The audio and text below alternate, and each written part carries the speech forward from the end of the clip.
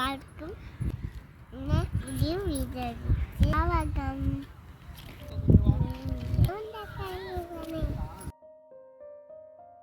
സന്ധിത്തോമേ കനാക്കളിൽ സില മുറയാ പല മുറയാ അന്തിവാനിൽ ഉലാവിനോ മറുനക്ക് നിனைவில்லையா இரு தரைகளை உடைத்திடவே பெருகிடும் கடலலையே